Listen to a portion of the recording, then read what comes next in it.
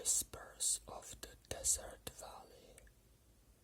It was just before dawn when the Ortega family set off in their old blue station wagon, the one with dusty seats and a crack in the rearview mirror.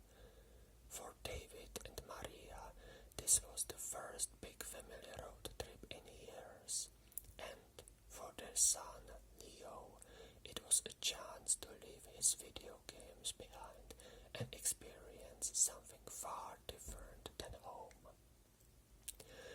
They were headed to Coyote Valley, a vast stretch of desert land surrounded by towering red rock formations and sand dunes that glowed gold in the morning light. Known for its unique rock carvings and breathtaking views, Coyote Valley was the perfect place to disconnect and see the land through fresh eyes.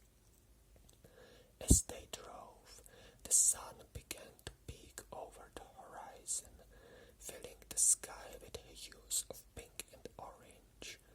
Leo, who had been gazing out the window with a mixture of excitement and sleepiness, pointed and whispered, "Look, Mom, it's like the sky's on fire." Maria smiled, reaching for her camera. "It's beautiful, isn't it?" she replied, snapping a picture as the road wound its way through cacti, stud hills, and onto the open expanse of the valley. The deeper they drove, the more the desert revealed its quiet magic. Craggy red cliffs rose high above them, their layers of rock telling silent stories of millions of years. Shadows stretched long across the sand as the sun climbed higher, casting an otherworldly glow on the landscape. After a few hours, they reached a lookout point and parked the car. They stepped out into the vast, quiet landscape, feeling the dry, warm air on their skin and hearing only the soft whisper of the wind. Coyote Valley stretched out before them, wide and endless, dotted with sagebrush and wild flowers that clung bravely to the desert floor. "Whoa," Leo said, his eyes wide as he took in the sweeping view. "I didn't know the desert could look like this."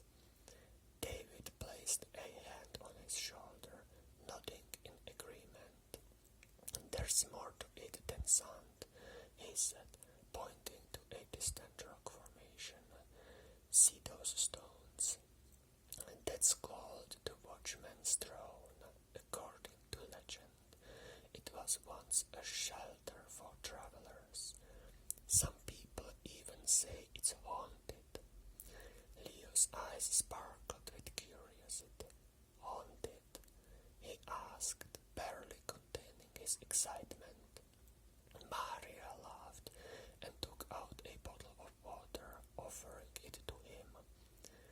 "Don't get any ideas, kiddo," she said with a wink. "It's just an old story." They started down a trail that led through a narrow canyon, its walls high and edged with strange, swirling patterns. As they walked, Leo spotted something carved into the rock. Ancient petroglyphs, drawings of animals, spirals, and stick figures. Some were faded, but others looked fresh, as though they had been etched only yesterday. "Do you think people really lived here?" Leo asked, tracing a spiral with his finger. "Absolutely," David replied. "This valley has been a home and refuge for centuries. People passed through, left their marks, and moved on." He glanced around as if searching for echoes of those who had come before.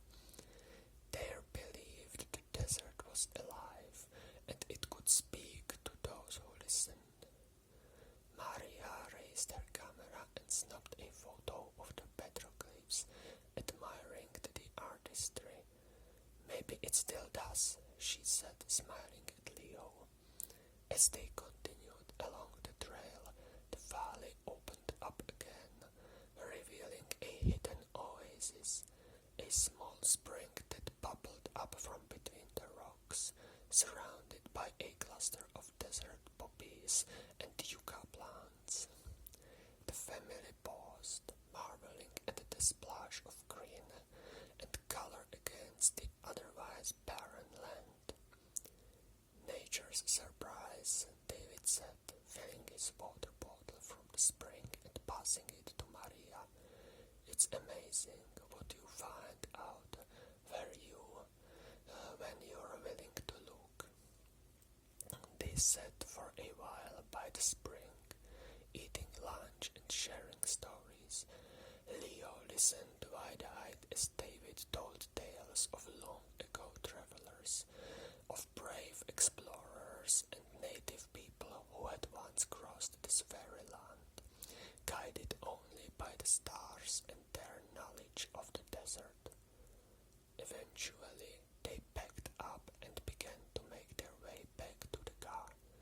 The afternoon sun cast long shadows over the valley, pointing the rocks in the hues of amber and crimson. Leo, now captivated by the desert's beauty and mystery, asked if they could come back again next year. David and Maria exchanged a glance and nodded, feeling a quiet joy in how wonderful appreciation. As they climbed into the car and began the journey home, a faint howl echoed through the valley. David and Maria looked at each other with a knowing smile, and Leo grinned, thinking of the watchman's throne and the spirits who might still linger in the desert. The Ortega family drove on, carrying with them the whispers of Coyote Valley, a reminder of the timeless beauty and mystery hidden in the heart of the desert. The family left the desert, feeling its quiet magic and carrying memories that would stay with them long after they returned home. Thank you for listening. Have a nice day.